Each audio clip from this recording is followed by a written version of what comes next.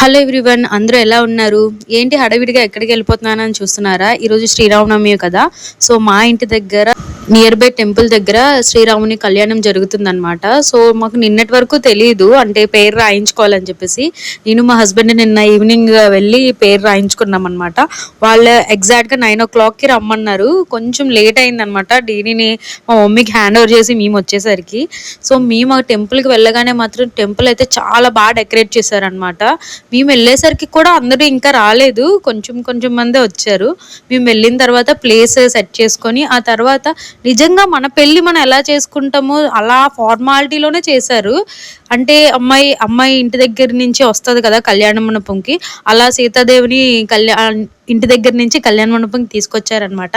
మేము లేడీస్ అందరం వెళ్ళాము అనమాట. అవి తీసుకొచ్చినప్పుడు ఆ తర్వాత మళ్ళీ రాముల వారి ఇంటి దగ్గర నుంచి తీసుకొచ్చినట్టు లేడీస్ అందరం వెళ్ళి అందరం కలిసి అక్కడ నడుచుకొని తీసుకొని వచ్చామన్నమాట. అలాగే మనం కూడా సారి పట్టుకొని వెళ్తాం కదా, అంటే మన పెళ్ళిలో కొంచెం నెక్స్ట్ రోజు సారి పట్టుకెళ్తాము ఏనాళ్ళని, కానీ ఇప్పుడు దేవుళ్ళకి మాత్రం వెంటనే సారి కూడా తీసుకొని వచ్చారనమాట. చాలా బాగా అనిపించింది. అంటే ఎగ్జాక్ట్ మ్యారేజ్ మనం ఎంత బాగా చేసుకుంటున్నామో కళ్యాణం కూడా అలానే చేశారు.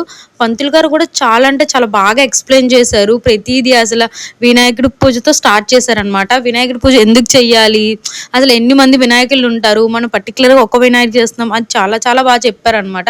మనకి తెలియనివి చాలా నేర్చుకోవచ్చు ఇలాంటి కళ్యాణంలో పార్టిసిపేట్ చేస్తే. మనం అనుకుంటాం మనకు టైం సరిపోక అంతసేపు మనకు అవ్వక ఎవరు వెళ్ళరు, కానీ ఒక్కసారైనా ఇలాంటివి చెయ్యాలి.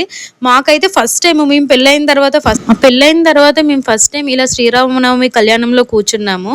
ఫస్ట్ అనుకున్న అంతసేపు కూర్చోగలనా అని చెప్పేసి, కానీ బాగా అయింది. అండ్ మా డీడీని మేము ఫస్టే తీసుకెళ్ళలేదు, కాసేపు అయిన తర్వాత మా అక్క వాళ్ళు అమ్మ వాళ్ళు అందరూ వచ్చారనమాట. యాక్చువల్లీ మా అక్క వాళ్ళు కూడా కూర్చోవాలి, కాకపోతే అవ్వలేదు వాళ్ళకి. సో మేము మా పిల్లల్ని తీసుకొని వెళ్ళామన్నమాట. కళ్యాణం స్టార్టింగ్ ఏం చేశారంటే అందరికీ ఏమేమి సామాన్లు కావాలో అవన్నీ ఇచ్చేసారు, డిస్ట్రిబ్యూట్ చేసేసారు. మాకైతే ఇంటి దగ్గర నుంచి ఒక ప్లేట్ ఒక చెంబు మాత్రమే తీసుకొని రమ్మన్నారు. మిగతావన్నీ ఏమేమి కావాలి పూజకన్నీ ఆ టెంపుల్ వాళ్ళే చూసుకున్నారనమాట. మనకి ఏమేమి కావాలో అన్నీ వాళ్ళే ఇచ్చారు. మా డీడీ కూడా చాలా నీట్గా, లేట్గా వచ్చినా చాలా నీట్గా రెడీ అయ్యి చాలా డివోషనల్ భక్తుల్లాగా వచ్చాడనమాట. అండ్ స్టార్టింగ్గా అందరినీ కూర్చోబెట్టి కంకణాలు కట్టడం స్టార్ట్ చేశారు.